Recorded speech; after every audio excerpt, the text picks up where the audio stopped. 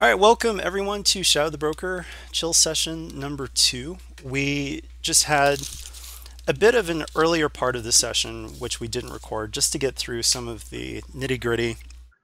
But now we're off or up to the fun stuff.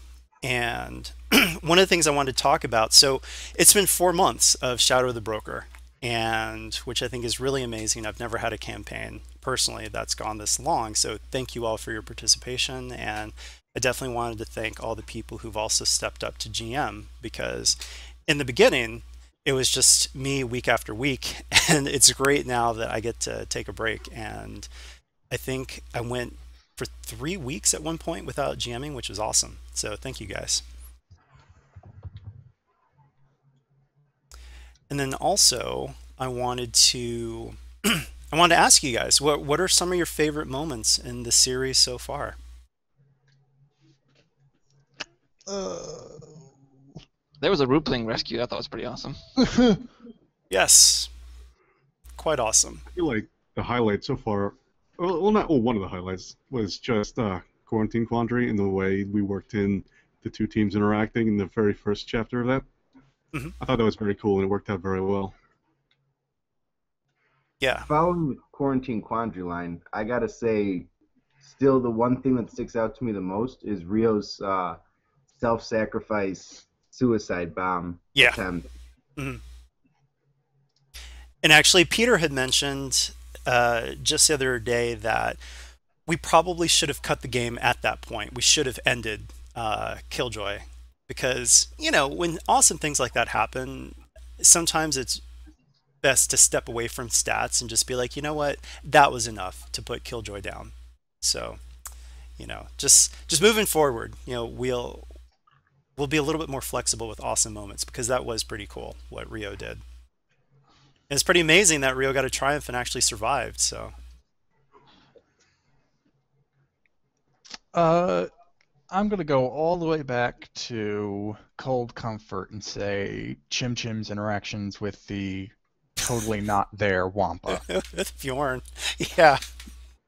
Yeah, I felt like both sessions of Cold Comfort were both really good.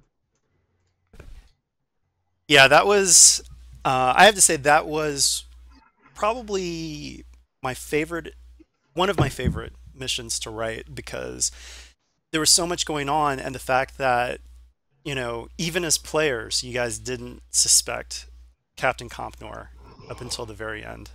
And, the way that he was still able to get the jump on you guys, but the players still won. So it's kind of, a victory for both sides. Yeah, I mean, I think kind of speaking to what everyone said so far, just the variety of missions and kind of secondary factors going on has been crazy. Like, Brandon was kind of saying, "Oh, this is just your regular dungeon crawl that for the last mission," but like that was kind of nice because we haven't really done that. Like, instead of kind of being the cliche go-to RPG kind of thing, it still felt novel, even Right. because we haven't done things like that, which I think is great. Yeah.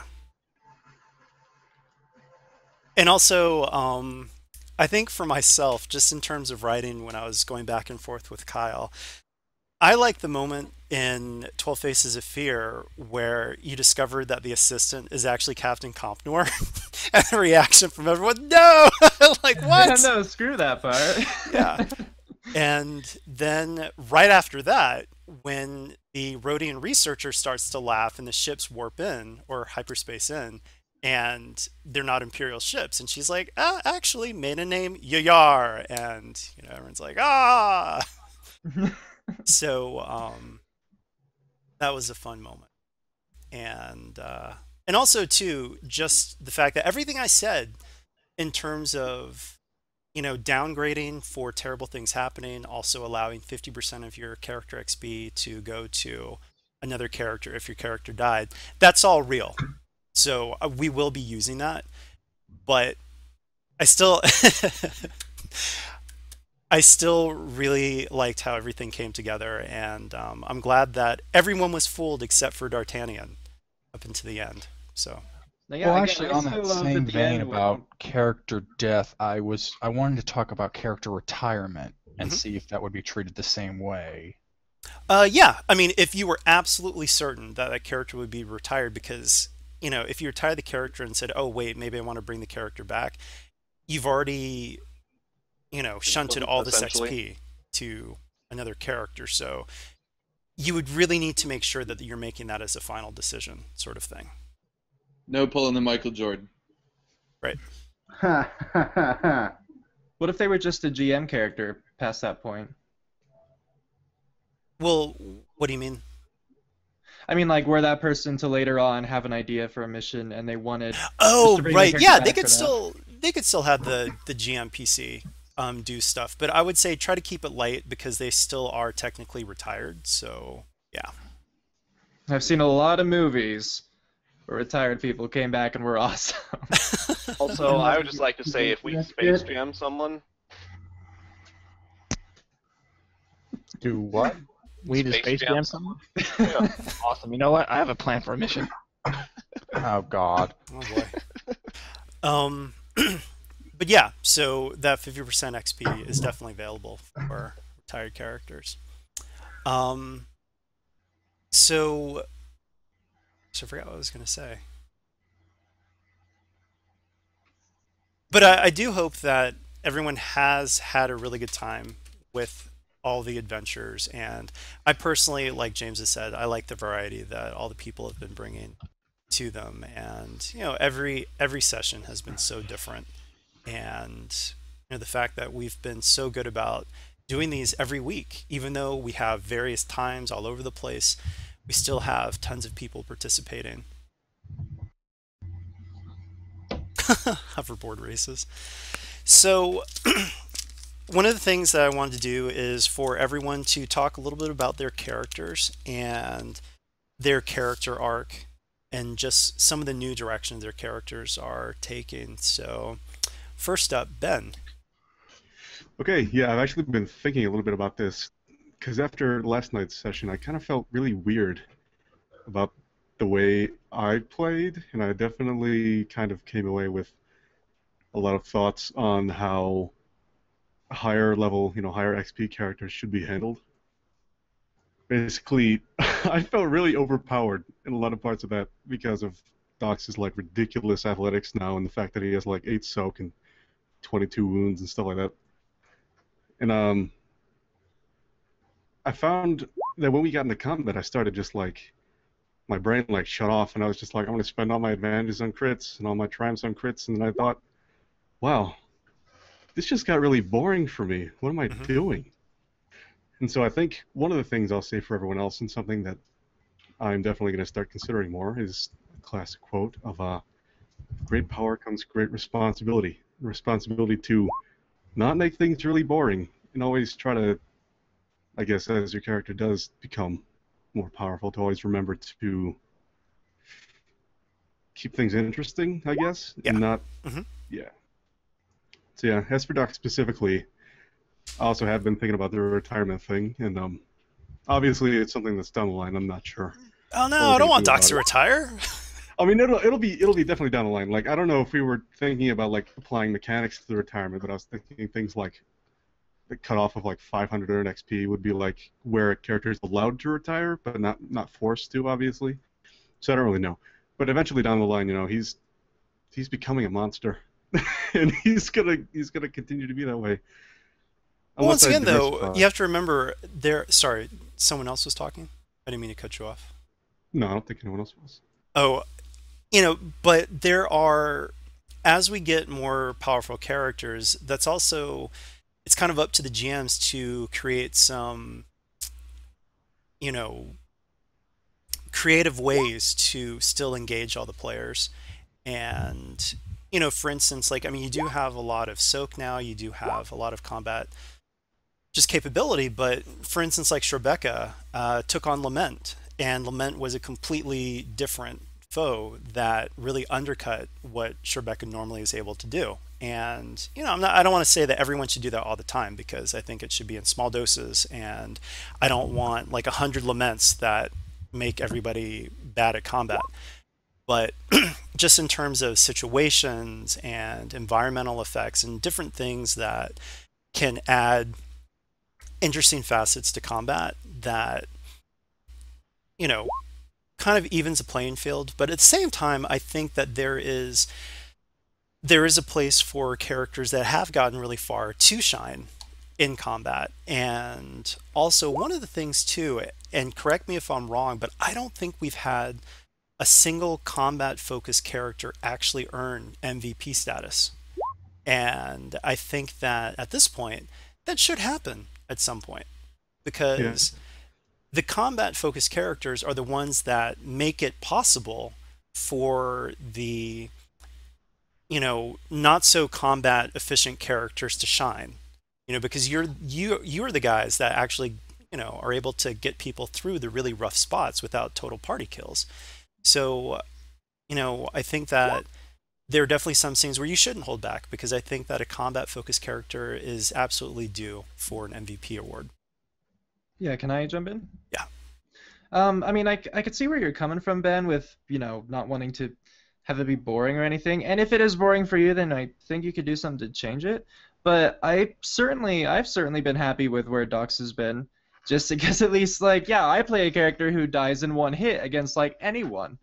Yeah, I mean, and so, when we come up against those combat situations, I have to rely on, characters like you, and I find Dox a very charming character.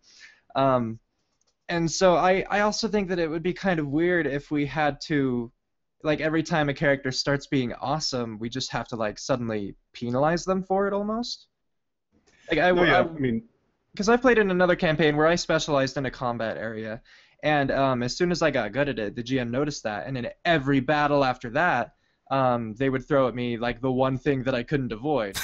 and so from that point on, every battle I was the weakest, and it was rather frustrating because, so I would definitely agree. If we did want to put in things like Shori's Lament kind of deal, it should be in small doses just to keep it interesting, but where we wouldn't destroy the core of the character. I do concede that it was absolutely my fault that it started to feel stale, because I started realizing that I was trying to go for that high crit. I was I crit at plus 80 or 90 3 times that session or something, and I just realized that I was what am I doing? This just isn't fun. I need to start, spending the advantages and other things. And yeah, pass the advantages along. You could say that your character, shield checked the enemy, opening them up for shots for the next person with tons of, advantages. Yeah, and one of our new players, Tal, I don't think he's there. He doesn't look like he's there right now. But he's really good in that he explains the sort of narrative component of all of the mechanical things that happen to his character, why there are boosts and setbacks, and what he spends his advantages on specifically. And I thought that was really good. And I realized that I haven't really been doing that at all. And I thought that's something that I should really start considering, is just making things more interesting, and rather than saying this whole result is just numbers, it's just damage and then a crit result. Yeah. I should start really thinking more about I think what's one actually happening.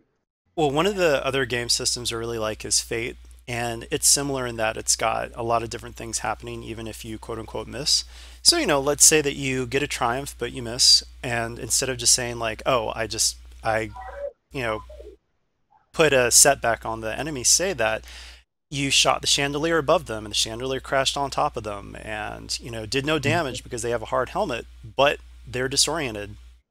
So, just little things like that. Yeah. I don't think it's just the little things. I think, as you said, with great power comes great responsibility, but the responsibility is your responsibility to make your life less boring.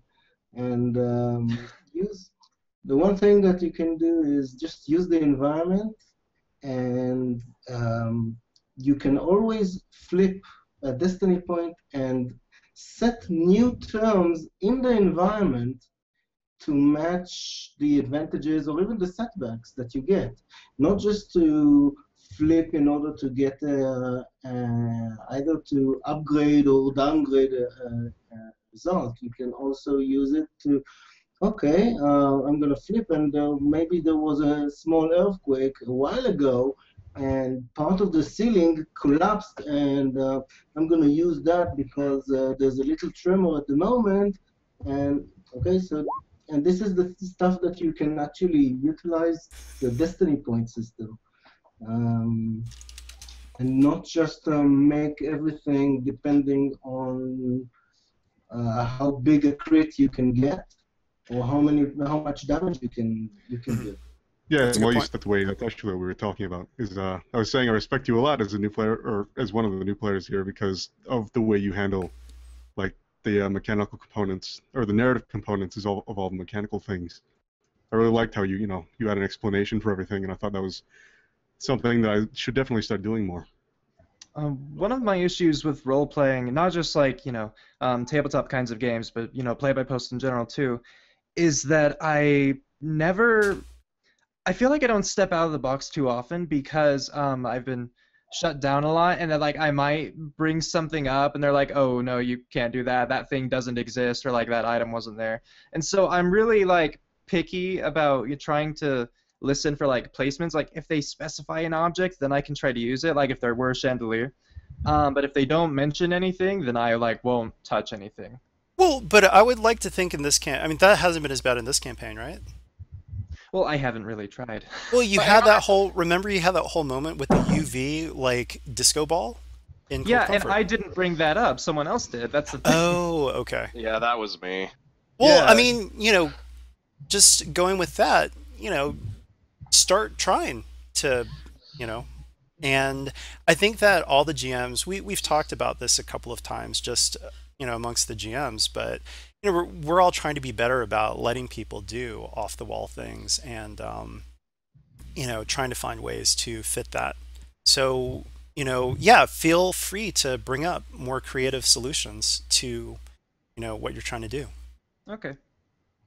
If I may, it's actually one of the reasons why I try and keep my descriptions vague, because if someone says, "Is that I want people to ask what's in the room, so I can say, yeah, hey, yeah, that's totally the room. You can totally do that, But actually, Pete brought up, or Peter, I can't remember how to pronounce his actual little thing, but he brought up that maybe it's a good idea to actually give out all the details so people have more ideas.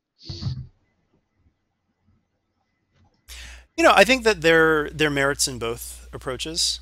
I think for him, it was just to have more description in general, just to set a better scene, just to enrich the player experience in terms of what the player's seeing. So, And is there a passive awareness in this system? yeah, perception. I mean, but like where we don't have to like specifically ask or anything. Not in the Pathfinder sense of it. Okay. So I think it's mainly up to the GMs to point out things if they want characters to potentially be able to see them or use them. Where it's just like if they know a certain character might be more like perceptive than others. Yeah, Is potentially. this GM discretion? Okay. Yeah. So, hey, Ethan, welcome. But back to Doc's. Sorry, we kind of went off in a little bit of a tangent there. Well, no, it was all related, but where do you see Doc's going? Moving forward, story-wise. I don't think he's ever going to branch off toward the rebellion, really. I think if he goes anywhere, is basically, if he ever leaves his job with the broker, he's probably going to go, live on that mining colony for the rest of his life, Right. or something. Mm-hmm. Or potentially, if the broker has any physical components, we don't know much about the broker still, but if he has any physical components that require protecting, maybe when he gets, big enough, he'll end up becoming, the broker's personal bodyguard, which is what he's good at. Mm-hmm. Which would be a good way to retire him, is just Yeah. sort of letting him fade into that canon and just be kind of the big bad next to the broker. Right. And I will say this isn't a spoiler. You all will meet the broker at some point, but that'll be obviously a very major mission in the future. Or maybe we already have. That too. Dun, dun. So, It's Compnor. It was Earth all along. Time for the spoiler. right. We were the tomato. in the- Broker's an Ewok. Or a cat. Yeah, the baby Ricks. Um, The Right. broker's like Nibbler. so was that it for Docs though? Yeah, I won't take up too much more time on just the one character. We have a lot of people, so. Okay. Well, next up is Kale. Okay, So I was thinking about the rebellion and the broker like friction, and I sort of see Erdo as more doing like historical consulting and propaganda for the rebellion at this point. Right. Or maybe not propaganda, but you know, actually getting out true events that the Empire is concealing or destroying the knowledge of, or what have you. And that's where his, I don't know, that's where I imagine his motivation and focus is. And so if it came down to a choice between the rebellion and the broker, he would probably go with his ideals rather than either one. Right. He might end up betraying both. I don't know. That makes sense. I guess like a long-term goal for him would be to create like a lasting repository of knowledge. Like maybe his eventual, I don't know, end up is creating a holocron or something like that. Mm-hmm. But places I'm thinking about going with him, I've had his mother lost on an archaeological dig for forever, and I've been thinking about running an adventure regarding that. Or proposing an adventure, I should say. Always up for new adventures on the mission log, so yeah. Oh, hey, if we have a concept for an adventure, can you just put it on the mission log? Absolutely. And then once you actually have a date that you want to place, just place the date in there if it isn't already taken by someone else. So all those to be announced, that just means that they haven't locked down a date. So you can always just jump in and insert yours wherever you want if there's an open date. Yeah, like I have 2 missions listed in there. Tommy has a bunch listed in there. I'm pretty sure most of Tommy's are written though. My 2 missions that I have listed in there I haven't written or finished yet. So they're just in there as a placeholder and a teaser kind of for everyone to see. No, most of those are not written. Some of them are old ones that I wrote way back when, but they still need to be modified. But, those are just, like Taylor said, they're just teasers for upcoming things. But, I am always willing to step aside and let someone else GM. So, have at it. Great. And the one, like the place where Erdo has been going that I didn't expect is basically from the Topaz and the Ruby, he's now really interested and engaged in the like Qua and Ricotta technology and history, because it's, I mean, as a find and as a historical artifact, it's amazing. Oh yeah, I mean it's like the discovery of the millennium. So yeah. So and one thing you'll find. Oh, go ahead. I think you'd be spending a lot of time with that and spending a lot of time consulting with Anev and her assistant. Mm-hmm. Yep. Yeah, one thing too is that Bastion obviously is a huge repository of knowledge, but you're not sure if Bastion doesn't know certain things or just refuses to tell you. Bastion's just very vague. And also it's a very old program, or very old VR construct, so there could be mistakes as well. So, it's not like you can just say, Bastion, tell me about what happened here, because you're not sure if it would be completely accurate. You need to fact check it. Yep, exactly. And also, too, a lot of it would also be programming from the Qua that, so in other words, installations that may never have existed, but were just part of the programming as part of the training exercises that the Qua ran. So, lots of things that you're not quite sure of, but at the same time, there's still a lot of things to learn from Bastion as well as the 2 researchers that are at the safe house right now. That are not Yar or Compnor. I guess the only other thing I had to say was that I actually felt, I didn't end up feeling fear during the 12 Faces of Fear, but I felt really bad because I was busy running away and everyone was down. I had 0 wounds, and There was fleeing. That's good on the roofing. Well, you got to have like a shining, Star Wars moment where Jasper was being turned into a Force Wraith and you swooped down on that roofing. So, pretty cool moment. No, that was very exciting. And also, I liked it because if I had rolled a despair, it would have been a very different result. Yeah, exactly. Ooh, door Jasper open. But that's it for me, I think. All right, next up is D'Artagnan.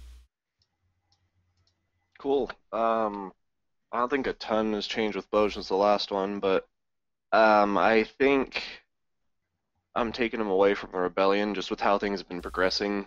His initial interest has waned due to how he feels about the rebellion and how they feel about him. Oh, So, really? Like, did something happen in one of the missions that... No, it was catalyst, or- more off-screen, just kind of. Part of it is the fact that how some of the rebellion characters held some hesitation towards him due to his past. Uh-huh. And this isn't saying anything against anyone because it's all in character stuff, obviously. But that just kind of made him realize that he wouldn't be super welcome. And this isn't anything we played out, but I kind of pictured that if he did try and do anything with the rebellion, they would just be super hesitant, and even if they, quote unquote, let him in, like he would get snubbed and not feel included. So after the first contribution rank, and part of it is actually after he saw Jokin get promoted, he's just kind of bitter towards the rebellion. So. Oh, serious? Yeah. I got nothing against James. Just that's how he thinks there. So he's not like anti-rebellion. He thinks what they're doing is good, but he just doesn't really see any reason to go out of his way to support them. He's still going to push for, species rights and that sort of thing because that's his core belief. Right. But for now, he's just more loyal to the broker than anything. Makes sense. Mechanic-wise, I've almost got him as high leadership as he can go, which is kind of my goal. After that, depending on how things progress, I still might go down the rest of squadron leader and get him some piloting skill. That sounds good. And we will definitely talk about the cruise ship a little bit later, but yeah. Cool. That's all I have. Oh, and D4 is just kind of my side character that I don't really have any plans with him. He's just fun to play and hit stuff with an Electro staff. So. Yeah. All right, cool. We are up to Jack with Balkan Oppen. Jack, are you there? Yeah, I had to turn off the mute. Yeah, Balkan, now that his bounty has been cleared, is probably going to start moving away from the rebellion, and now with the brokers, I don't want to say help, but basically from his pay, he's going to start building his own independent research. Or actually, take a step back. The break with the rebels isn't probably going to be very clean, which is why at the moment he's still pressured to work for them. And so while he's trying to, appease his new masters, he's also trying to build up his own foundation. So when eventually the break comes, he can set himself up as an independent and thus not be afraid of bounties coming after him that forced him into his relationship with the rebellion in the first place. And so I think at the long end of that road, he's actually going to be an independent entity, and thus probably from the rebellion and even from the broker. And so that's probably where his story is actually going to end.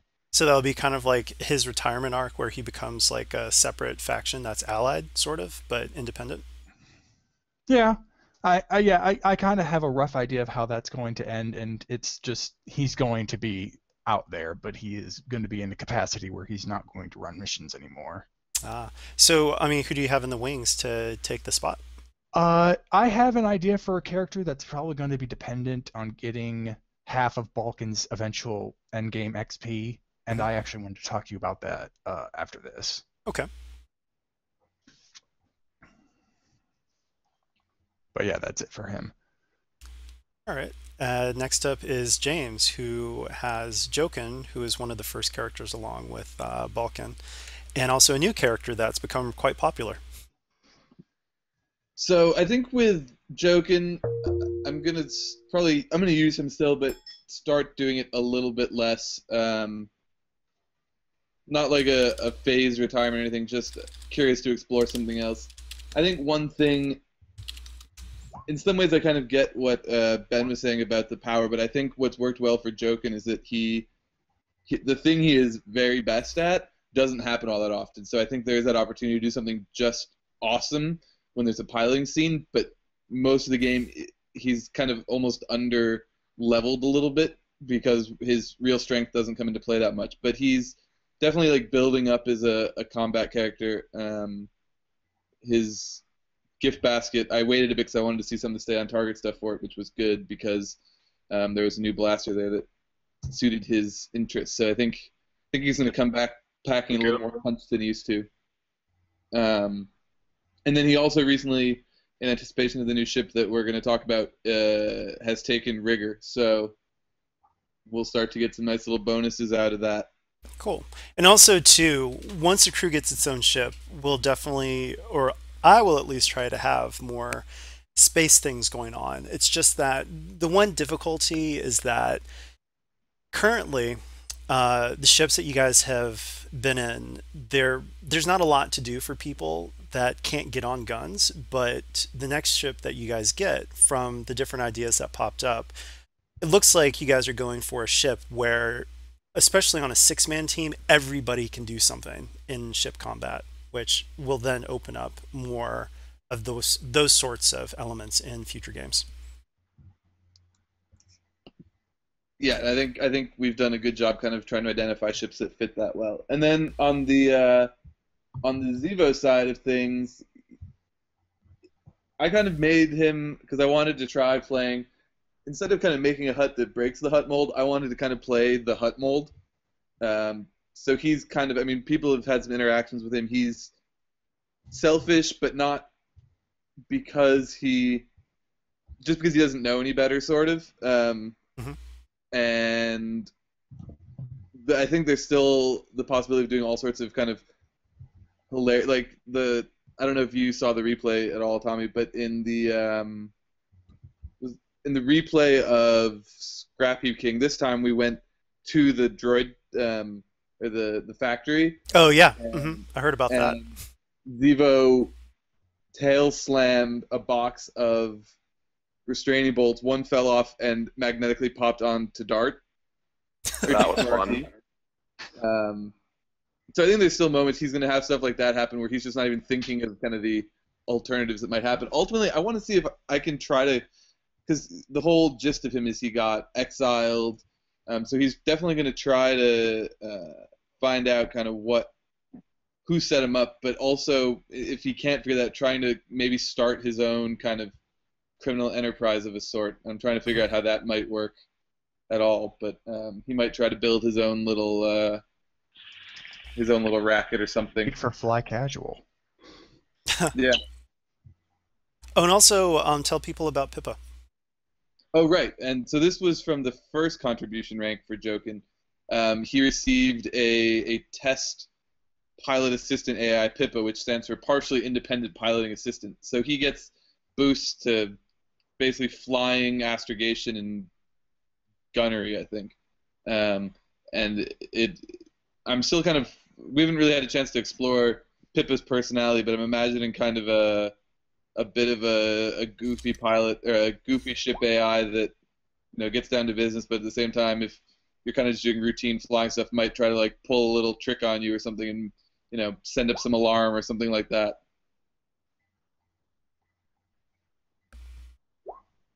I think Pippa is going to be a she, not a young British boy.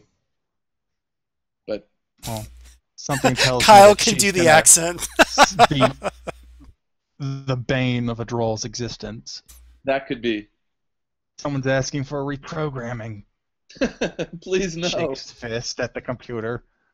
So I think that's what's going on over on my end.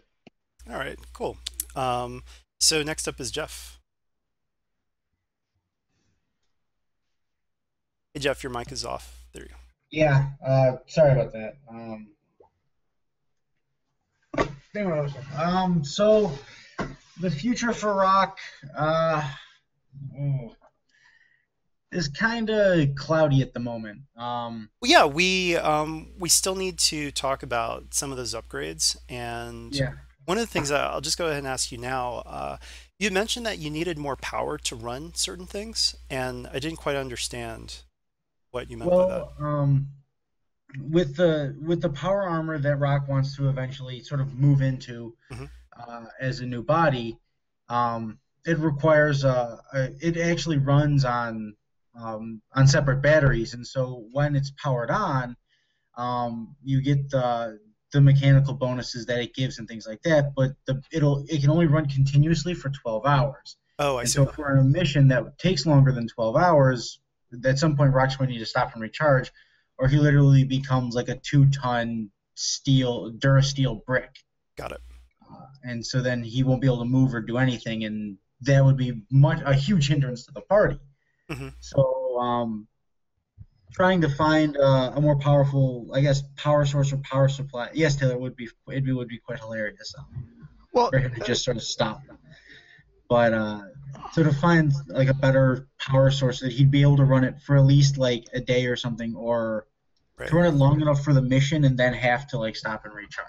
Maybe what we can do is, and I'll think about this later, and if I forget, feel free to remind me. But we'll talk to Jeppo Senior, if he's still alive, and we'll see if he can come up with, a state-of-the-art power pack that can run for maybe 18 hours instead of 12.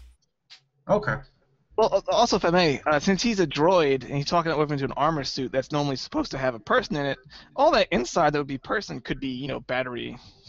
Not to mention, they say with droids and armor that you don't have to necessarily wear it; it can be built in or like part of your chassis. So there's some leeway there. And for the record, ever since I saw him post about that, down the line, if that works for him, I might do the same for D4. Not to steal your thunder, but that would, be nice armor. Oh, actually, James has a really good point. Maybe we could have like, as long as you're within a very sunny area, that helps. So it gives you a little bit more staying power. So if you're like on Tatooine during the daytime, it would, it would run on solar batteries, but predominantly the solar power, and then when it was in areas of low light or where there wasn't that energy available, it would run on battery power. And it would be like state-of-the-art, amazing, amazingly efficient solar cells that Jeppo Senior created. With the sales for a solar panel manufacturer, let me tell you, what we've got nowadays would not help in the situation. But Rule of combat. Okay, everyone, move away. I need to open the panels. And it turns into like meter long, sticks out of his back. Quick! Someone shoot down the roof. Hold on, I just need 6 hours of uninterrupted light, and I'll get another 5 minutes. And just throw on those wind turbines. Yeah, and I'm probably gonna have some sort of like jumper hookups, so in case I am running kind of low, we find if we're in a city area, just find a transformer or a generator and just hook me up. Right. Okay. Yeah, that works. And credit-wise, I'm about halfway. I have enough to purchase the power armor at its sort of base cost right now, but I'm not sure how much what the markup will be on it. But in terms of everything else, I'm about halfway saved for the credits I need, at least for the base price, to pick up everything I wanted to do. Okay, once you get to the base price, we'll talk some more, and maybe what we'll do is I don't want to make a decision right now, but maybe what we'll do is that we'll add obligation, and it will be obligation to Jeppo Senior. So, we'll see. Yeah, and I would totally be okay with that. All right. But I'm thinking maybe Rock, when I get him to what he wants to be, he may end up going the way that sort of Doc said, where he just sort of fades into being one of the broker's sort of elite agents, where he would just sort of fade out into that, and I just wouldn't play him anymore. I don't have any plans for a second character or for like a fallback character, but I still express a huge interest in GMing. I'm working of the 4 campaigns I'm currently writing, Captain Ward is probably the least done. But I have the Storm for the most part planned out. I have Glimpse into the Abyss skeletoned out, and then I'll start working on Heart of Darkness as well. All right, cool. Well, I'll say that. I mean, I'd be sad to see Rock leave because I think that's a cool idea, and it really sucks that you haven't had a chance to play him as often because I've seen that you've gotten the last slot like right before someone you haven't been able to play, and yeah, it would be good to see Rock in some more missions. I'll be more vigilant in watching for the sign up times and for when those go up, so I'll be able to play because I do like playing him. But the other RPG I'm playing in, the Deadlands game I'm playing in up here in DeKalb, is taking a lot of my focus away from really sort of like trying to plan out what I really want Rock to do, because that's it's much more heavily into the RPG aspect of the game, and my character is going through a lot of sort of inner turmoil and strife, so that's kind of been bleeding into sort of my background thoughts. But I will work harder to keep rocking, and I will do better to sign up for more missions because I do like playing it. Awesome. Is that it for Rock? Yeah, pretty much. All right, next up is Kyle with a whole stable of characters. Well, I think we all know where Rio is going. He's becoming the Mad Bomber. I haven't played him recently just because I've been I guess just I wanted to try out kind of other styles, other characters. But yeah, no, Rio isn't going anywhere. I don't think he'll ever really retire. Good, because Rio is awesome. He's still my favorite, but my new one, Faye. She talks like this, eh? That was the best part of the last adventure. That's my highlight. I had a lot of fun with her. She's my scholar character. She's actually let's see. She told the broker she's a xenobiologist. She's actually, and the broker knows she was lying, obviously, but she's more of a kind of a general education because she knows a little bit of everything. Well, she's hilarious. I love the moment in yesterday's game or Friday's game where she's yelling for help and Jasper has no idea what she's saying, but it's like they're in trouble. Let's go. Yeah, no, actually, she's being trained by Chim Chim how to fight. So she's actually, as far as she goes, she's gonna be a coward unless she starts drinking. I think we talked about that a little bit during the game, actually, yesterday. That's how Chim Chim teaches. Cool. What about any other? Yeah, John is actually just my play-by-post guy. He's just there as a pilot, kind of. I wanted to mess around with the Gungan and make him annoying and talk a lot, and he does. If you stop by the play-by-post, he actually might play a live game when it comes to the tank battle, because he's the only pilot I have. Maybe, I don't know. Then see, Chorus. Actually, I'm thinking of retiring. Not retiring. He's gonna sit in the background, or he might even pop up later in an adventure. I just don't really. And I didn't have fun playing him, I guess. I mean, he had an awesome moment with some of the roles he got, but I don't know. And for Kron was just my test to play out basically a Berserker Trandoshan fanatic. I actually will probably bring him back later on. Right now I'm having too much fun with Rio and Faye. Cool. Yeah. Still waiting for that arm to grow back. Oh, right. It's been like a month in game. Yeah. Itch. No. Is that it for you, Kyle? Yeah. All character-wise. Next up is Leslie, who plays Hank. So Hank right now is, he feels that he's kind of a Jedi, and his moral duty is to be like the moral cop of the broker. So we'll see how that works out.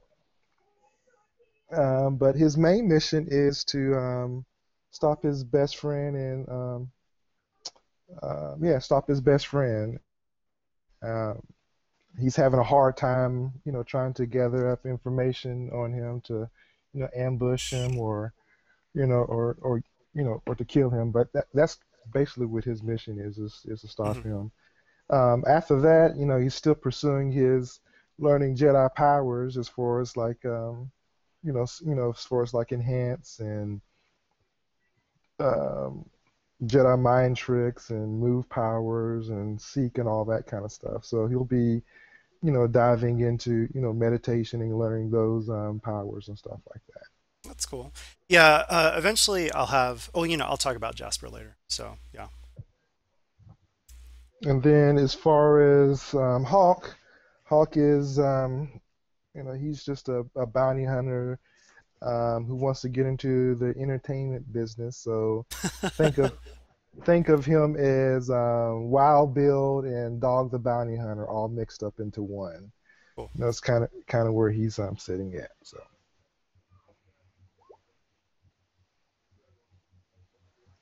I guess that's it. All right. So next up is Matthew, one of our newer players. Okay, so Caddick's not really he's kind of finding his way working for the broker, and kind of his family was killed and left the academy, and rumors are that his family might have been killed by either some drunk stormtroopers or some anti-alien officers that were kind of jealous of that an alien family was chosen for their son to be a part of the academy, Royal Guard Academy on Yinchor. Oh, But refresh my memory. What species is Caddick? Merlian, Okay. who was chosen because like where they're natural martial artists, Mhm.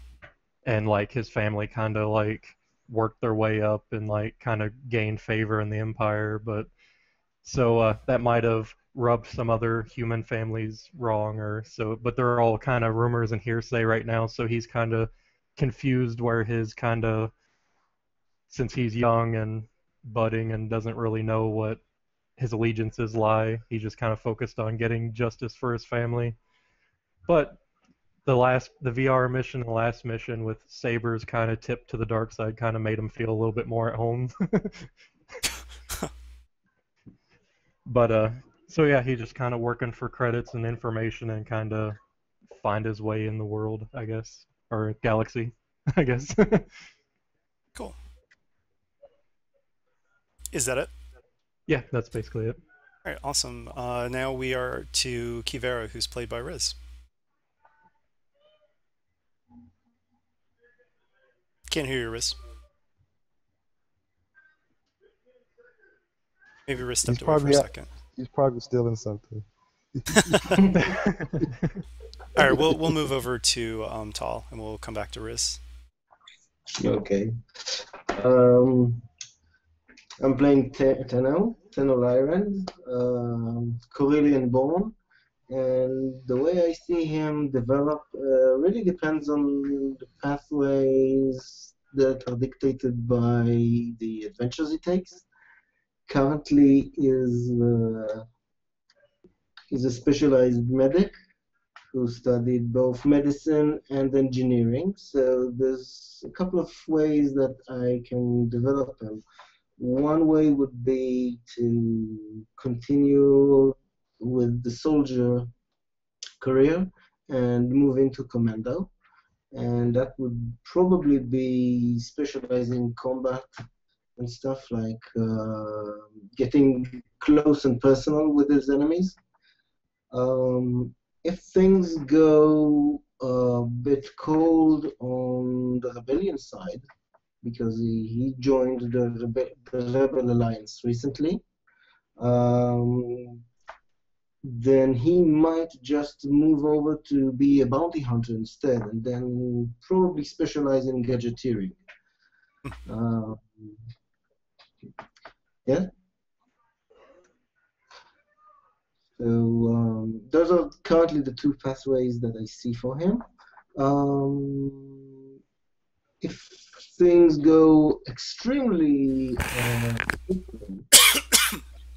then we probably just go and move over to be some sort of an outlaw tech and probably specialize in being a mechanic instead. And both the latter professions, so either bounty hunter, gadgeteer, or the mechanic, he'll probably ditch the Rebel Alliance. Well, I have to say, you know, if you're able to, if it's part of your character concept, that it's not that bad. Talent in the medic tree is absolutely amazing. It'd be great to have somebody who has that. Because we've been getting bigger and bigger crits lately, so you know, it'd be nice to be able to avoid the gruesome hits. Yeah, I think the mechanic is very nice. This is why I also looked at the engineer, the mechanic engineer. But the thing is, Tina's character is currently young, at least the way portraying as young spirit, and he's really in for the thrill. So he left Corsac because they placed him in a stationary base, and he joined the Rebel Alliance because they promised him that he'd join in special operation. This is the same reason why someone mentioned that they work for this person called the broker, and he also provides both money and definitely a thrill. So he jumped right in.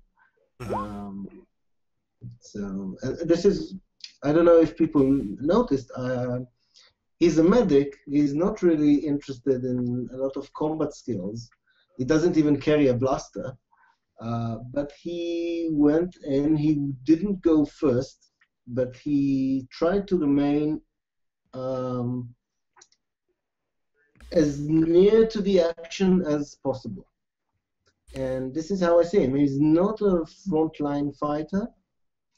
He might be if I go with the commando, but he really enjoys the thrill of putting his life on the line and stuff like that. So that's Dino. Awesome. Is that it for your character? I think for the timing, yeah. I think his parents stayed on Corellia in the Corsac base. There's nothing going on down there. It's a path that he decided to ditch. So yeah. Okay, cool. Thanks for joining. Taylor is up with Chim Chim. I'll do a quick rundown of his backstory for the two new people who probably might not have played with him. Chim Chim's an Ewok, so he's from the Forest Moon of Endor. He left there because he had like a void in his life, didn't really know how to fill it. He became an alcoholic and found out that he's pretty good with a gun, so he became an assassin as well, working for whoever pays the most. And that's how he came to the broker. Recently, though, he's kind of found that goal in his life, and it's to steal a Star Destroyer and become king of the pirates. So still working on that. He's formulating his master plan and trying to indebt other people to himself so that they have to help him with it when the time comes. Short-sighted though, he'll probably be opening up the Beast Rider class. Yep, we've got it. We've got a Rix Cub at the safe house. So yeah. So if that happens and he starts riding a beast instead of his sweet-ass hoverboard, he'd probably be willing to donate out the hoverboard. You know, in exchange for help when it comes time to steal a Star Destroyer. Oh my god, if he gave it to Rillian, that would be a sight. I just have to say that is probably the best character design I have ever heard of in my entire life. That is going to go down in my books. I'm putting that down. I appreciate it. It's quite fun. And he zooms around on a little hoverboard too. So I don't know if the hoverboard could hold a hut. Maybe like 3 of them hitched together, turn into a He's ship still a sled. young hut. He hasn't, and he's in shape because he does, missions and stuff. He's, I think, for the purposes of last night's mission, or not last night, yesterday, I ballparked his weight at, what did I say, like 650. 300? Yeah, like 300 kilograms. I see the hoverboard maybe hovering an inch above the ground and going very slowly. It keeps scraping. All I see that being is that you're not Silhouette 2. You're Right. still just a very fat Silhouette 1. No. Zevo is definitely upper end of Silhouette 1. I'm curious to see, I was saying to the people who were playing yesterday, I'm curious to see when the huts come out if they make it a Silhouette 2. Oh yeah, that's a good point. We'll have to see. But even if they do, I think that we could still keep Zevo at Silhouette 1. Yeah, no, I think being a young hut who's in shape, like when you read the fluff about them, it sounds like they actually are very strong, and if you keep them doing stuff, they'll probably stay in like somewhat decent shape. But since the ones that we always see have gravitated towards a life of complete decadence, yeah, that no matter, you could take an Ewok and give him that life, and he'd turn into a unattractive thing. Well, corpulence equals power. So if he wants to ever get that reputation back, he needs to get fat. Right. Well, maybe he wants to forge a new path that other huts haven't. Yeah, no, he might look for a different racket. Slave's advice has been done, but an exercise trainer for huts. Open a gym. These are all good ideas. Reach out for the slug, put it in your mouth. Reach out for the slug, put it in your mouth. Ah, yes, the beer can curl. Yep. Classic exercise move. Exactly. But back to Chim Chim. So, any other character arc items or? Well, he has most recently taken on Faye as a trainee in both the alcoholic arts and the shooting arts. Right. But he's always willing to pass a bottle if people are willing to drink with him. Cool. You've stolen what could have been a good student. Turned her into a drunk. Nice job. I just have a quick question about him. Yeah. If you were looking at doing the Beast Rider, so during sessions, would he just ride around on the cub? Yeah. That's Once awesome. the cub gets big enough. Currently, because he has the hoverboard, he's just almost always default riding the hoverboard. Yeah, we've basically planned it to. Well, I'll let you describe the growth cycle, Taylor. So, the Rick's cub is just a little baby. Ricks grow to, I think it was 2 meters tall when they're on all fours. Their back is about 6.5 or 6 feet tall. And we estimated about 3 months for the Rick's cub to reach maturity-ish, to be not fully grown, but at least grown enough to handle a small creature, like a Silhouette 0 creature. Yeah. So the Rick's cub would be Silhouette 1. Once it reaches Silhouette 1, it can carry a Silhouette 0 creature. And so at about that point, I'd probably start trying to tame it for riding. And yeah, we will talk about the name after we finish up the character arcs. But yeah. So is that it for Chim Chim? I think so. Unless any of you want to volunteer to help me take over a Star Destroyer, I'll let you join my pirate crew. I volunteer. Evo could have an interest in some part in this enterprise. Right. All right. Well, next up is another new player, Ethan. So the character that I introduced is Bruce Winters. He started out as an Imperial trooper because when he joined up, he thought, "Oh man, I want to be part of this peacekeeping crew that I keep hearing about on the news." He quickly found out it wasn't quite so. Long story short, he ended up defecting and due to his defection,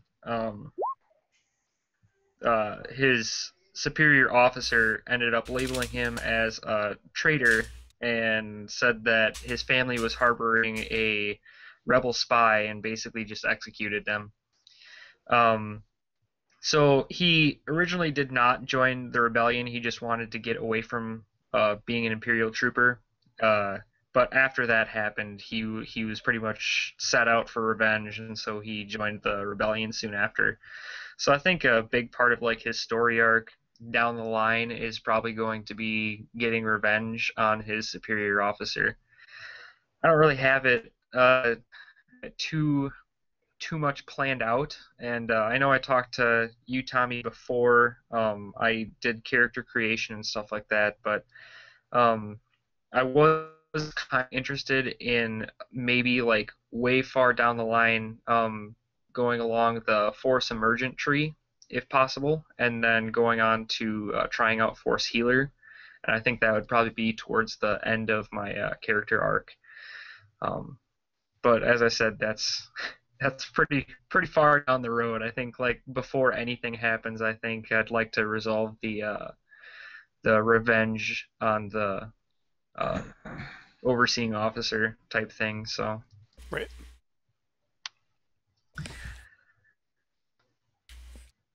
I guess that's about all I really have, unless anyone has any suggestions or anything about like that. I just recently started up playing in September of this year, so I am still fairly new, but I have a couple games under my belt, so. All right, cool. Well, one thing, and this will segue into my character. You know, I do want to make sure once again that the force sensitive character. Oh, I don't think you were here for that discussion. So I am pretty much not allowing any more force sensitive characters, but maybe in the future, if you know there are, I'm open to it in the future. It's just that as an Edge of the Empire campaign, I really want to keep the numbers relatively rare, so that you know I've seen and read about other campaigns, and it's really difficult once you start getting a lot of force sensitive characters, because then the non-force sensitive characters feel really left out in terms of, you know, not just mechanics but also with just storyline. So I definitely want to keep the emphasis on Edge of the Empire. And my character, actually, I'll just read my bio, because I know there are a couple of people that aren't familiar with Jasper. But Jasper was a young doctor just starting his xenoclinical residency on the outer rim planet of Slice Van. While in the midst of relief efforts after an earthquake, he realized that he could distinctly sense 5 survivors under nearby rubble. As a believer in the anti-Jedi propaganda of the Empire, Jasper was terrified at the sudden evidence of his own force sensitivity.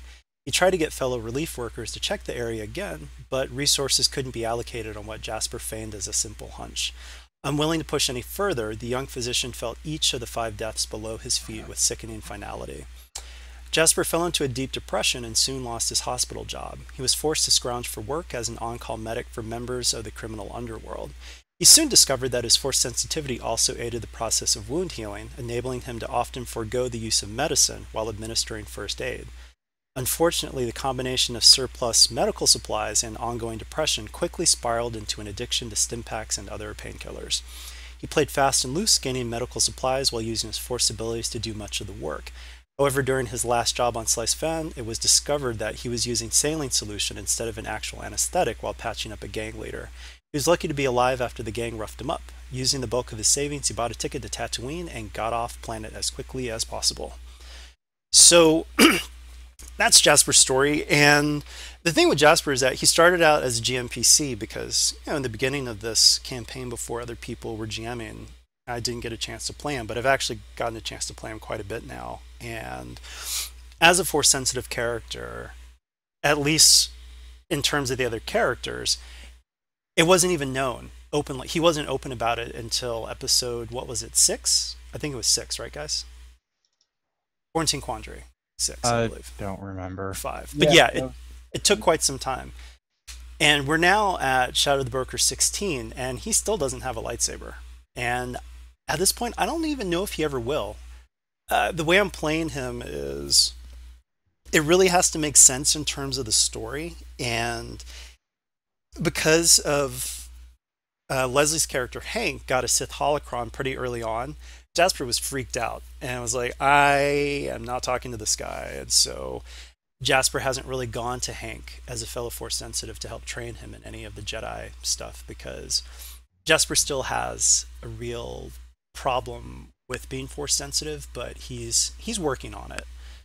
And part of that problem is because he was raised on anti-Jedi propaganda, and he has a hard time with it.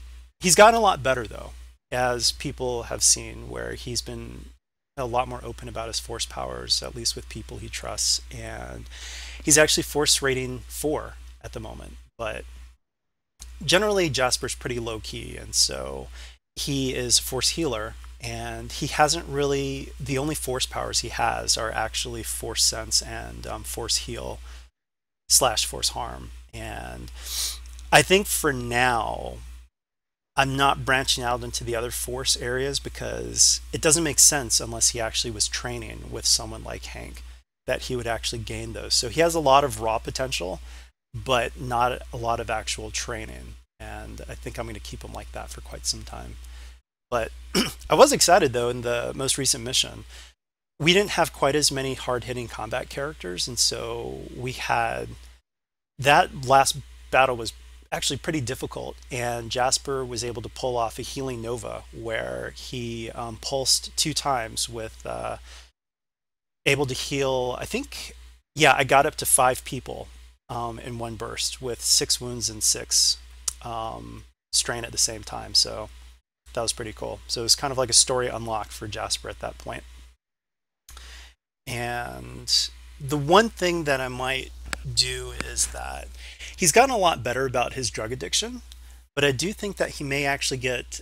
I've always wanted it where he would never fully get rid of that, but I think that there may be something else that he gets addicted to that supersedes it. So I think that because he started using Force harm on sentience, he may actually become addicted to that instead, because I think that the rush he gets from pulling the life force out of people will beat any drug that he's had. I mean, he's not going to go full dark side. It's just, yeah, but he will start using it more, and it'll be something that he starts to struggle with when he is high on life. Yeah. Yeah, And that's basically like the same thing that I was actually looking at doing with my so see it play out, because I guess that's like that's kind of what I wanted to view with my character too. So as long as I can kind of see it all play out, I'm all right with that. All right, cool. And yeah, so early on in Jasper's career, he was pretty much just in the background, cowering a lot and not really doing much. And I think because we've had some players that haven't seen him in a while, like Peter. Peter was totally stunned when he realized that Jasper was Force rating 4, because the last time he saw Jasper was just bumbling around, just, not trying to get killed. All right. See you later, Matthew. Thanks for joining us. Sorry you missed, we were just about to move into the trivia game, but I'll have it recorded so you'll be able to catch that. All right. So on that note, he's back in now, and JB didn't get to go. Oh, right. So Riz is back. Thank you. And I don't think JB's actually played yet, though. Have you, JB? I have not played yet. I'm just finishing up my character right now, actually. Okay. So I'll be hopping in whenever the next game comes up. All right, cool. Just do me a favor. I'm going to put an email address in. If you can send your character idea to this one. Yeah. And I think you were here for some of it, but right at this time, I'm not accepting any more Force-sensitive characters just to keep it relatively rare. Yeah, I've been here for a while, so I heard that whole thing. I'm planning on playing Zexto Mechanic, who's kind of like inspired by Ed from Cowboy Bebop. So nice, something like that. Yeah, he's he had like an experiment done on him with his family, so he's been hidden away from the Empire, and he lived on the M478, the droid planet. So he can't control one of his arms, and it's controlled by like this computer chip. So he's always having to fight off his fourth arm. So something kind of like weird and wacky like that. I'm working on it. So Sounds cool. All right. Yeah, Riz, you're up with Kivera. All right, sorry, yeah, my internet, I don't know why, but it's been dying just these last couple of days, so I'm on my phone now. So I apologize for any poor quality or whatever. Oh, you're coming in clear. Oh, good, okay. So yeah, Key, obviously, if you guys don't know, yeah, the 14-year-old Togruta thief, raised on the Outer Rim with his older brother taken away by bounty hunters because of debts and all that. So his obligation has been debt more than bounty, but like, you know, bounty hunters have, you know, like taken interest in him and whatnot. At the beginning, Key, you know, was just so geared on like, you know, stealing to make money and then, you know, working for the broker to make money so he could pay off his brother's debts to get him back. But actually, ever since he received a bounty hunter's ear from the lovely Docs, he realized, you know, if it bleeds, we can kill it. So he's actually like started thinking a lot more about that now, about instead of having to pay off the debt, that he could just get back at the bounty hunters himself. That like, yeah, they could be scary, but you know, so can he and so can his team. Kill them all. Yeah, so now he's more going for he's been taking more like, you know, combat training and whatnot, trying to get better in that area. You know, he's got his better armor and gun now. He's still super squishy, that hasn't changed. But yeah, so that's more his focus. Now instead of, you know, like getting money to pay the bounty hunters, you know, the bounty off, he's more getting more money to improve himself and his gear and whatnot. On top of that though, just being young, he thinks really highly of himself, and so when he fails, he takes it like really hard. And so that he's kind of, so skill-wise, he's kind of spread out a lot, not like into the knowledge areas or like negotiation or whatnot, but you know, delving obviously into like stealth and skullduggery, but also like computers and probably mechanics if more of those checks come up and he fails them, you know, stuff like that. So I guess he's trying to prove himself, like more to himself, just so he can take care of himself and help those around him, that he's not a burden despite being young. And then, of course, the overall goal to get his brother back. And also, I just want to point out that usually Key and Chim Chim are on different missions, but they did have a play-by-post where they were on the same mission once, which was really fun because the two are the two stealthiest characters in the crew. So it was fun to see them working together. Yeah, that worked out really well. We got pirated stuff. All right, well, awesome. So what we're going to do now is we're going to move into actually, before the trivia session, I did want to talk about the Rix Cub. And so, you know, because Chim Chim really wants to take on the Beast Rider spec, I wanted to make sure everyone was cool with, you know, Chim Chim becoming the primary caretaker for the Rix Cub. If not, go ahead I'm and good say with it. it. I'm not going to hurt my feelings. I'm fine with it. And also, too, we need to come up with a name. I mean, obviously, Chim Chim's got first shot with it, but, you know. Or with him, I should say him. I kind of like Nibbler. That was whoever mentioned that early on. Or Nibbles. Oh, yeah, I was making it like Nibbler from Futurama. Oh, right. But, yeah, we can figure that out later. But No love for Cringer? Oh, God. He-Man? Sorry we murdered your parents. That's a great name for the Cub, actually. Sorry we murdered your parents. Wonder Orphan. Oh, you guys are terrible.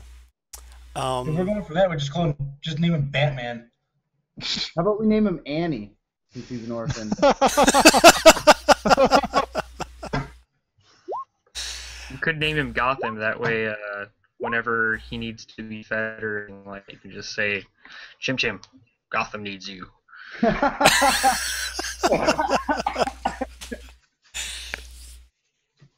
So yeah, maybe we can put up a poll on the subreddit. Oh, and also too, before the trivia session, another thing I wanted to talk about. Time frame.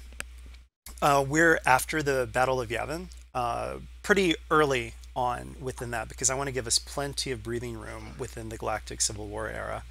So, Alderaan is gone, but so is the first Death Star. So I was thinking if we start, or whenever we start, I was wondering how time would advance. And I was Oh, I wondering mean, we're doing it literally like a week. A week time in real time is a week in the game too. Great. Yeah, there have been Oh. a few exceptions where we've started the same place and it's like, oh, it's the same day. But in terms of crits and things like that, we've just been letting a week equals a week. And that still gives us 4 years before the Battle of Endor or something like that. 4 or 5. Anyway, I don't expect. Well, yeah. I hope that we last for at least a year. That would be great. That would be awesome. Oh yeah, I'd love We're to gonna make react. it to the new movies we're talking about forever. It's never gonna end.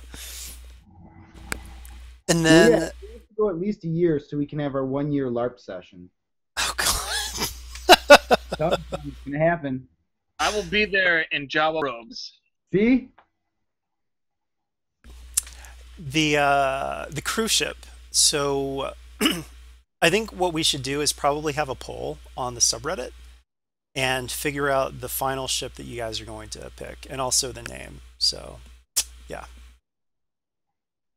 And I think, what are the 3 big ones? There's the Citadel, there's the, what are the other 2 that came up?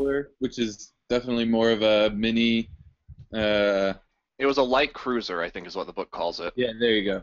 It's the only one of its class in the books. Ooh, a light cruiser. Yeah, was it Silhouette 6 or?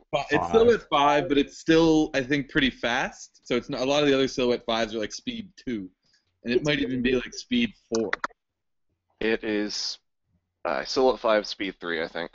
Okay, which is pretty moving for. Yeah. Shoot, where is that? Oh, that's Core Rulebook 276. And what was the third? Age of Rebellion. There was a third ship that was. I have to go.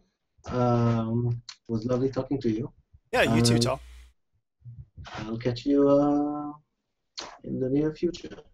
Oh, the That's it. YZ775, Dangerous Covenant 68. Bye. All right, cool. So yeah, we'll get that thread, and feel free. I've actually got a couple of things to do after this, so if someone else can just start that thread, and we'll go with it. We'll figure Yeah, I out can the ship. put the stats on all of them. I'll just make a post that has the stats for each. And Awesome. All right, cool. So now we're going to go into the trivia session. So as most of you guys know, if you've been keeping up on some of the missions, sorry about not posting some of the videos.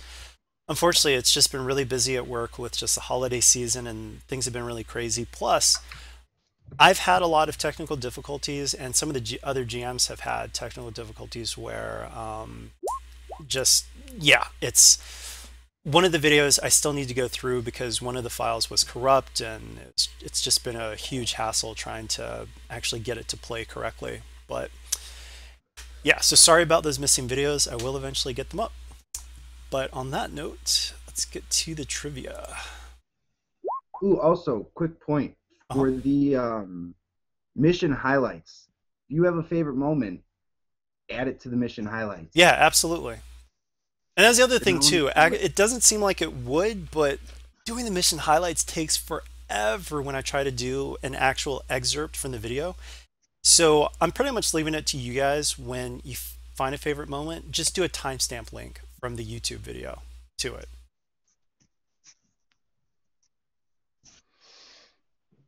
All right, so now we're moving into the trivia game. So it is not verbal, just type out the answer. And of course, the first person on my screen that shows up is the one that, because it might look a little different for some of you guys, but the first answer that I get is the one that gets the point. So make sure that you guys are ready. Make sure that you're in the right, bounding box or text box.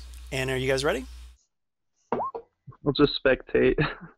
All right, so we're going to start off, and these are all after Chill Session 1, which includes Son of Fortune, actually, because that was in the middle of Son of Fortune 1 and 2. So here we go. In Son of Fortune, what species was Rathmatal's girlfriend? I suppose I shouldn't answer. No, not Rodion. Sorry. I had to take a guess. Okay, I'm saying it. Oh, Okay. Ben got it. Yep, Deveronian. Remember, she had all that fur. I didn't think it'd be fair for me to answer that. Oh, yeah. If you're a GM for that session, probably not. All right, so in Son of Fortune, name the bounty hunter who the crew defeated at the spaceport. Yep. Oh, wrong guy. Okay, so Ben, wow, Ben's got 2 so far. Quick typing. Give me 1 second. I need I learned my lesson from the last one. All right, so in Freelancers Wanted, name the asteroid the crew landed on.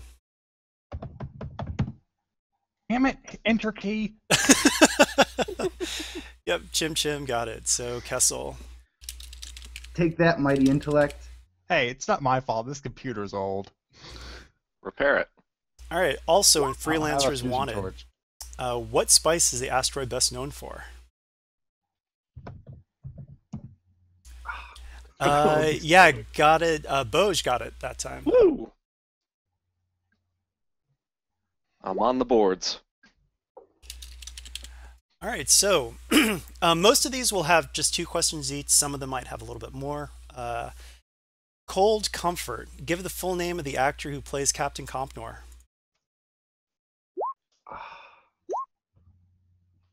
Damn it, typing.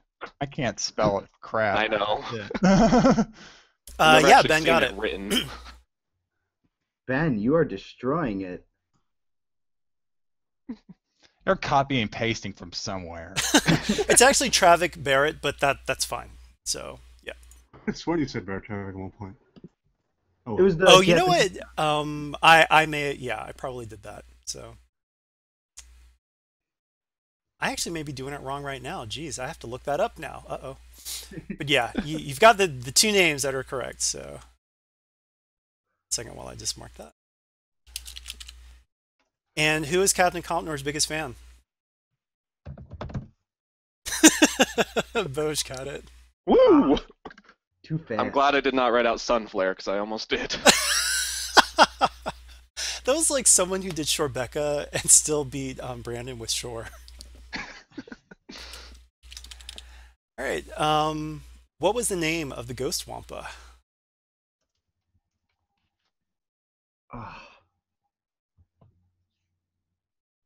Oh gosh, that's kind of tough, Jack, because I can't spell it. I know it's Fjorn.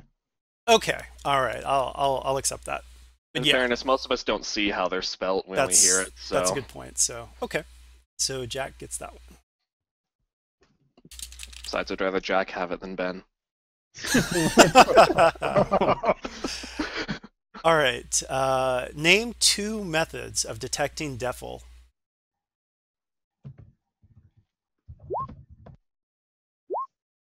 Light / the Force.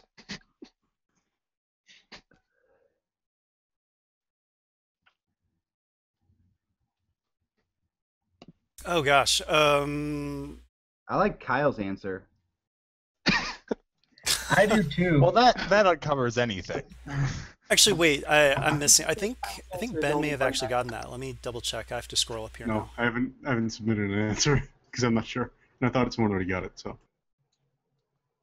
Oh, got it. Okay, yes. Chim got it. So yes, the mushrooms and the black light. Specifically the Fjorncap mushrooms and black light, but yeah. Does the Force not count then? Well, the Because people use Force sense. oh crap, you're right. Well, he's still the first one though, because the only one we have before that is Dart, and that's just the Force, which is only I wrote one light the Force. It was supposed to be 2 things, but go give it to Chim. Not trying to debate it. Yeah, kind of need to be a little bit more specific about UV light or black That's light. fair. All right. So Chim gets that one. All right, so in When the Sun Refused to Shine, Session 1, beyond the datapad, what knowledge did Chim Chim seek from Bando?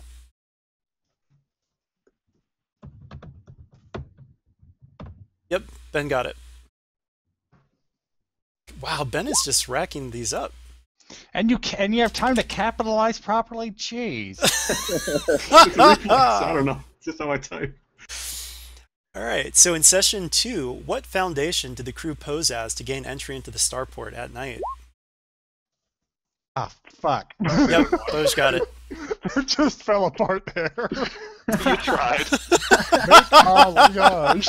You just kind of stroked off there at the end.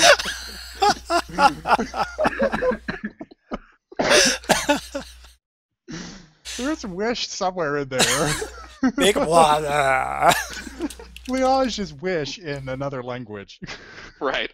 All right, so technically part of When the Sun Refused to Shine, but a little mini encounter in Inquisitorius. What is Shorn's relation to Hank? Holy crap, Hand! What the hell? Yeah, I would have to say James gets it because it's not just friend but best friend. So or bestie, or bestie, yeah. So shortening it to bestie was genius. Yeah. I knew it. I needed to go for something to get it. You guys are too good. All right, and so now I need you to name the origin of this. Ah. Okay, you said origin, meaning where the sound file comes from. No, I meant the actual in-game. Damn it, because I knew what it was. Oh, I was trying to think of the game. Mass Effect. Oh, sorry, I should have said. But yeah, when you said origin, I thought because you pointed out you stole the sound bite. Well, James actually still got it first, so with Lament. So good job, James.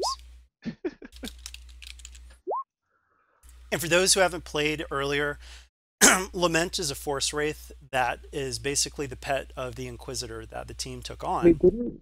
I thought we first heard that with the Defil. No, the Defil I actually used the aliens from Alien. Oh, that's awesome. Okay. Yeah. Well, actually, I have to head out, guys, so I will catch you later. Okay, take care, Ethan. Bye.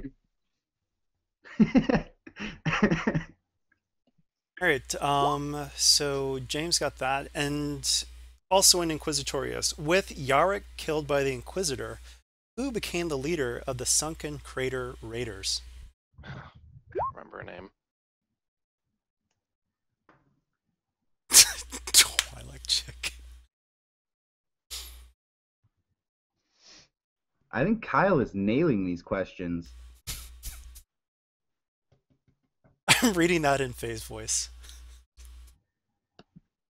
I got no idea, Governor. These nuts? It was almost like these nuts! I never had no idea, wasn't that? Okay, I'm going to say that Kale gets it because he's definitely the closest. It's Gita. Gita Laroon. It's the name of the Twi'lek. All right, so in Saber's Edge, Part 1, give the full name of Saber's mother. Oh, God. Mirage Sintel, yep. Good job, Ben. Wow, Ben. That'd be another stroke fit on the keyboard if I tried typing that. Also in Saber's Edge, Part 1, whose spirit was in the form of an Akul? Yep, Kale got it.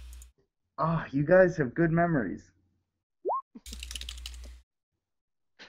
All right, Saber's Edge Part 1. Give the name and profession of Balkan's newest colleague.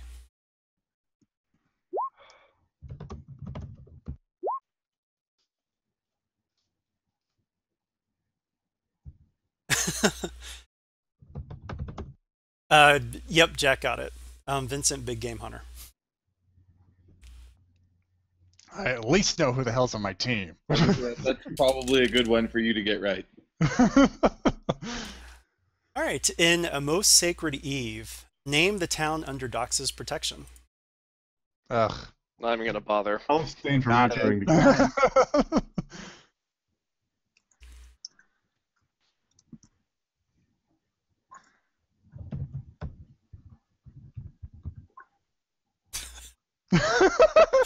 James, it's not listed in the dossier. Oh, it's not? No, I'm already in there. I just saw you jump in. The note under the obligation. No, I checked. I thought I did put it in the obligation. No?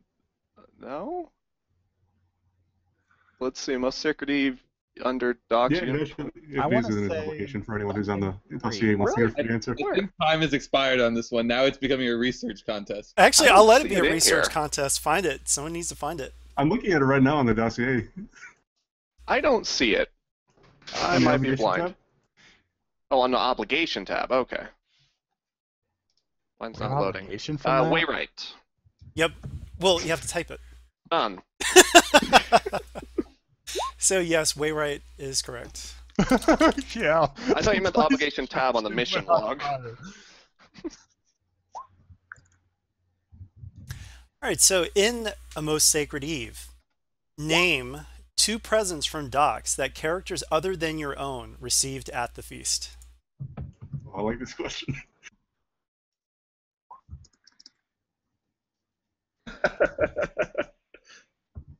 I think Kale gets it. Yeah, a character got a watch and a character got an ear.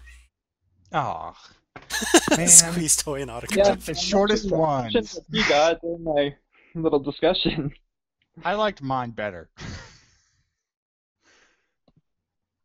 All right, cool. All right, Kale, got it. And by the way, those were great gifts, and yeah, those were all really fun. So thanks again for that mission, Docs. Ben. All right, so in Hunting for Answers Part 2, name the predominant species at the cantina.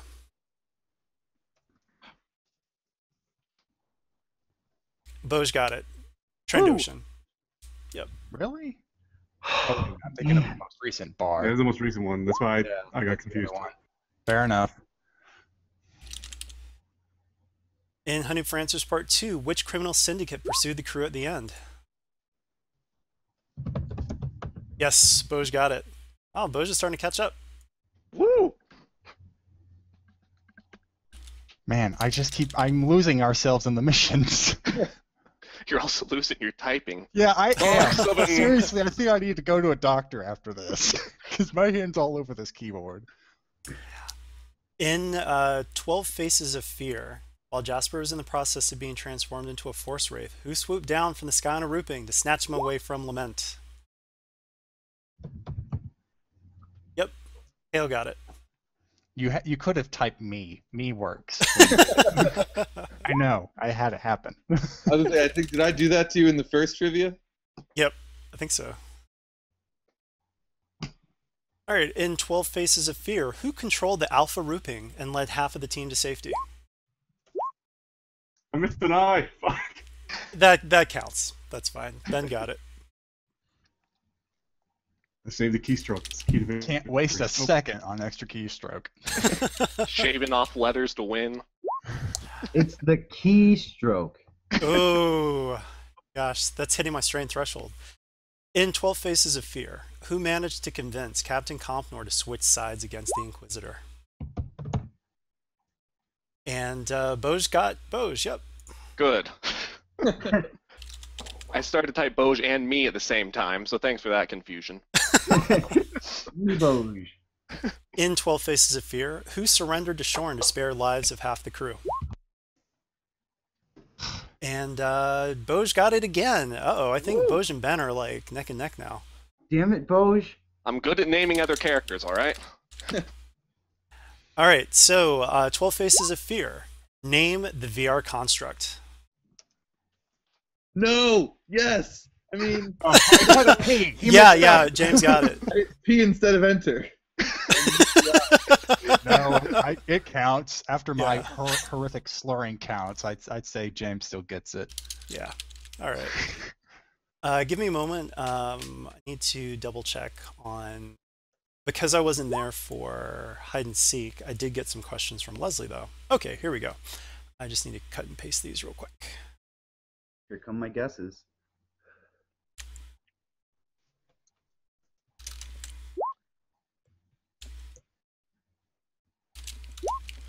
Okay, in hide and seek, what was the rogue agent's name in hide and seek? Wait. Wrong guy. I think Kale got it. Kale got it. Yep, Taz. At the conference on Raltier in hide and seek, what was the outcome? Depends on where. Yeah, it depends on who did what. Yeah, Ben got it. I got really terribly. Did they Go back both for that go one. independent? Or is Yeah. it just... Yeah, they both did. Oh, cool. All right, so in our final mission of the trivia contest, in Saber's Edge Part 2, what lurked in the pool near the guards' quarters? Yep. Ben got it. Another stroke word. Yeah, that's what I was going to type. I was gonna type Crash Monster. Isn't that And- Oscar? Yeah, that too. Oscar the Grouch. Yeah. In Saber's Edge Part 2, very specifically, and this happened in both sessions, what did Saberson tell? I'm getting some feedback. Wait, I there's that didn't much understand the feedback. question at all. Oh, hold on. The feedback's me. Talk now. All right. In Saber's Edge Part 2, what did Saber Sintel specifically call his people after discovering the truth of the Kadavo facility? Yes. If there's anything I know how to type fast, it's monsters. Yep. Jack got it. All right, I'm going to tally these up and see who won our second trivia contest. Not me. I'm gonna say either Ben or James. No, it definitely wasn't me. It was Ben or Dart. Oh yeah, I forget. You're all the way over there. Hard to reach. I pulled up a couple answers, probably like 3 or 4. I'm not in real contention here. All right, so Ben got 8, and now I'm going with Boj. Let's see. I think I got 5.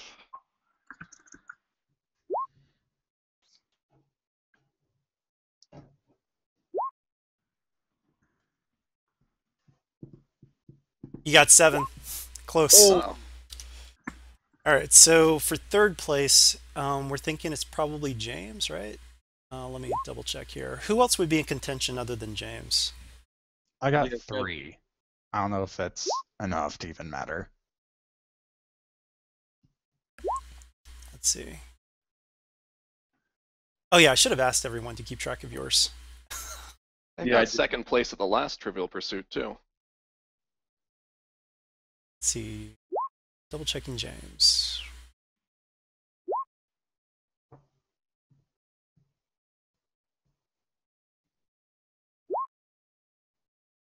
Looks like James also got 3, so it looks like it's going to have to be a runoff. Unless, did anyone else get 3? I think Kale actually might be in contention too. I think he has 4. I thought I had 4. Okay, yeah, let me double check. I think you do too. Let's see, 1, 2, 3, 4. Yep. Anyone else think that they might be in contention with Kale?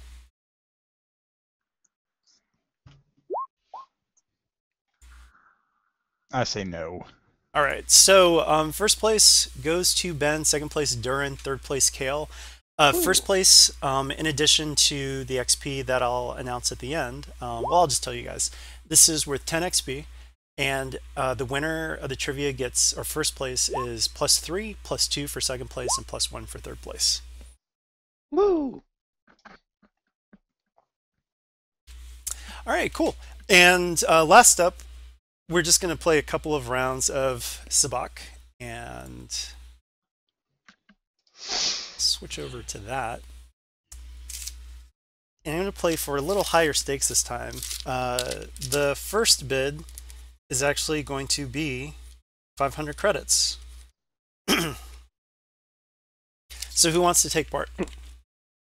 Boj is in. Why not? I forget. How are we running? Yeah, how do we play? Because I know we Sabak? have special rules. Oh, right. Let me look those up real quick. So basically, it's I'll set the difficulty at 2 difficulty for the first round, and it is the base skill. I'm trying to remember what the base skill is, because I know deception is used if you're trying to cheat. Does anyone remember I think that? skullduggery might be one. is another way to cheat. I think Yeah, it was skullduggery is discipline. another way to cheat. Right, right. On that note, would it be possible to play with someone else rolling for you, or do I have to sit out again? Oh, no. We'll definitely we'll have someone roll for you. So I mean, I Okay. assume Dart can roll for you. Yeah, that's fine. I'll just specify which is which. Thanks. Yeah, sorry about that, guys. I should have come a little bit more prepared for this. I will look it up. I'll look at the last chill session and just double check that. I think the last one we did, you set the difficulty, and then it was the most successes won. But if you won with a triumph, you automatically won. If you succeeded with a triumph. Right. And if you get a despair, you automatically get caught cheating. Yes, exactly. If you were cheating. You don't get caught cheating if you were not cheating. Well, you can't get a despair if you're not cheating. If you're cheating, you upgrade Upgrade one it. of the dice. Oh, that's right. That's right. Right. Okay, and weren't force die involved though too? I forget. Well, first die involved the luck, and I think you cut that out. Right. Okay. Yeah, I was just making it simple just to move things along. So, okay, yeah. So we'll just do it at set difficulty. And what was the main playing stat though? I forgot. Or playing Cool. skill. Yeah, I thought it was cool. Cool. Was it Yes. Thank For you. some reason I remember discipline, but I would say it would be cool. And yeah, so we'll set it at 2 difficulty. If you want to cheat, you know what to do. I'm definitely going to cheat, so I'm going to be in it. So actually, a better question is who is not taking part? Wait, so it's either a cool or you cheat and roll something else? Yes, if you're cheating, you can substitute skullduggery or deception. And, Okay. and then you upgrade the check. So for the cheaters, it's 1 purple, 1 red. For the non-cheaters, it's 2 purple. I will be cheating every round. So, can we win one round and pull out? Yeah, of course. Okay, then I'll be in for one round. Okay, so I'm counting everybody but Jeff and Kale are sitting out, right? So that's 1. I think Hank is sitting out as well. Okay, so that's 3 people that are out. And JB, you can play if you want to. I think I'll just watch Okay. for this one. It's too bad that Torty's not here because Torty always gets caught cheating every time he plays. Every time, doesn't matter where, when, chill session or real game session, he always cheats and gets caught. I don't know if I played with Torty. Really? Torty's great. Torty has also the misfortune of being the person who's been shot with friendly fire more than anyone else by far. I mean, he gets shot all the time by people. Everyone's like, no, well, he's engaged, but we can try it. And then, boom, despair. Torty just got shot. So, yeah, there are a couple of mission highlights where people are going, oh, no, Torty! Oh, good fun. Yeah. Oh, All right, yeah, so man. yeah, let's go ahead and roll. We've got a really large pot here, so 1, 2, 3, 4, 5, 6, 7. It's 3,500. And what main skill are we using if we're not cheating? Cool. Okay. Oh, Jasper got caught cheating. Jeez. Sidar, you got it for me? Yeah, what do you have me roll? Skullduggery, I assume? 3 yellow, 1 green, yeah. Okay, this is for Key. Jack, what skill did you use? I used cool, but I'm using stroke of genius. So you can roll once per I session. can roll my with your intellect intelligence. instead of my time. I mean, my whatever that's based on. Present. He's counting the cards. Which isn't cheating. It's just smart. Now I see why he wanted to just like jump in and jump out. Yep. Wait, so what happens if you get caught cheating? You lose. You up? You now have obligations, Ziva. I didn't get caught, did I, Dart? No. Jasper did. Okay. Whew. I can see Jasper being totally like trying to cheat and getting caught and just being so sheepish about it. Yeah. 'cause with Magic the whole not with you. Wales Force thing, not with you tonight, is it? He gets gotta caught get cheating and generator. then gets scared and uses force harm on all of us. And then just walks out of the safe house smiling. Little Warm yellow with in the his life eyes. force of others.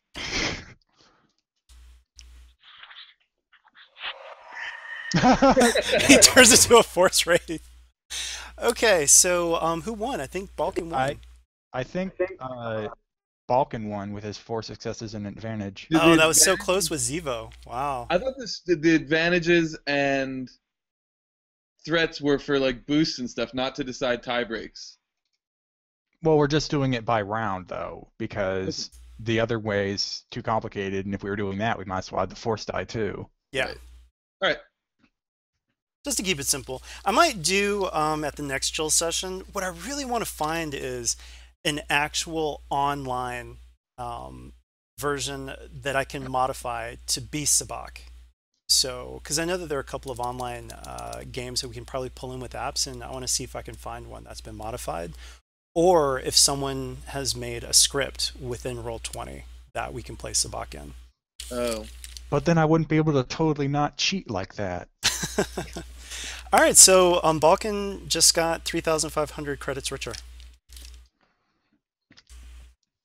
All right, so I'll walk away, but I'll put 500 back in the pot for the sake of no one hitting me on the back of the head as I walk away from the table.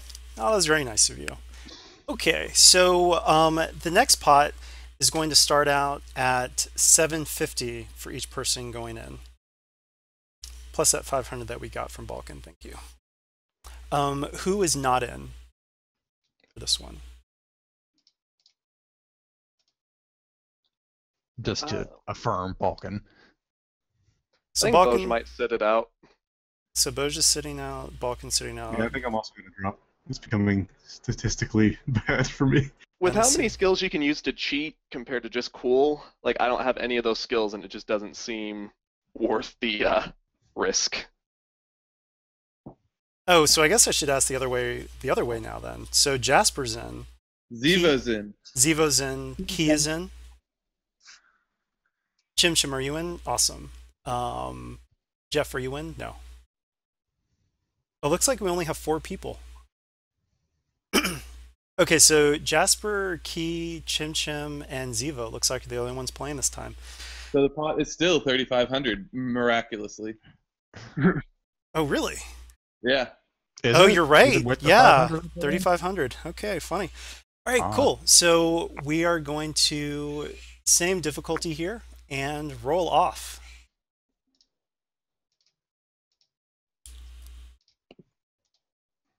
Oh. Key, that didn't go well for you. Key got What did caught. you know? Well, you got 4 successes and a despair. Oh. So Way to go. I think based on this, Chim Chim wins? Yeah, it looks like Chim Chim wins. Hell yeah, Chim Chim does. All right, so Jasper is down 1,000 credits now because of this. Chim Chim, you just got 3,500. All right, we're going to do one more round, and this one is going to be a big round because the broker is actually going to throw in 2 with N1 M3, not as a player, just he's sweetening the pot. So to join in this one, it is 1,500, and the broker will match the pot amount that goes in. I should have waited till this, you stroke of genius. Remember how Key's brother accumulated debt? Yeah, he didn't fall too far. It's only 1,500 credits. Come on. The sins of the brother. So Jasper's in, Chim Chim's in. Is Zevo in? Yeah, Zevo's going to also do a scathing tirade and just yell at everyone before they What does that do? Normally it would inflict, each 4 of you would take 3 strain each, but it doesn't really help here. He just felt like yelling and venting his frustration. All right, and who was the 4th person last time? Key? All right, so we've got Jasper, Zevo, Chim Chim, Key. Okay, here goes. So that's... I think I can't take strain to lower it, right? I don't think Right, it's a stealth yeah. check. No, you can lower skullduggery. No, check. No, you can lower skullduggery. Oh. Oh, really? Yeah. I'll let It's, you do it for method this one. of- Sure. Oh, I will decrease the difficulty then. All right, so I'm going to make it difficulty 3 this time because it's a big one. So it's 1,500 times 4, so that's 6,000, and the broker is doubling it. This is for 12,000 credits. All right, so difficulty 3 upgraded once if you're cheating. So I still get 1 purple, 1 red dart. Yep. Yep, here we go. You got another to spare. Gosh dang it! Never having you Jasper crushed it. I've rolled 2 despairs in a row. I'm sorry. You're not sorry yet. Oh. Hey, Keith, let's go play hide and seek. Like to see them beat us at that. Oh yeah, All we right. can totally pull them. Hide and seek, all or nothing. You know, and actually, gosh, I didn't actually expect to win, so I actually kind of feel bad now because that was a lot. You know, Jasper will buy something for the entire crew. At 12,000. Like ice cream. Well, are we getting the ship here soon? Why don't we put that towards upgrades for it? Okay, yeah. So Jasper will totally say, I'm putting the 12,000 to upgrades for the ship. Great. Jokin's excited to get his hands on the new ship and start tweaking. Yeah, Well, absolutely. I had a question on that too. We can wait till after we're done recording and everything, but... Oh, sure. So, yeah, I guess I will stop the recording here. Thanks for listening. Chill session number 2, 4 months of Shadow the Broker, and looking forward to the 6-month mark, which will be lots of fun. And Woo! yeah, oh yeah, Jasper totally felt bad about cheating because, yeah, cheaters never win. So Except this time. except this time. So in contrition, he donated the 12,000 to upgrades for the ship. All right, well, have a good day, everybody, and I'm cutting the recording now.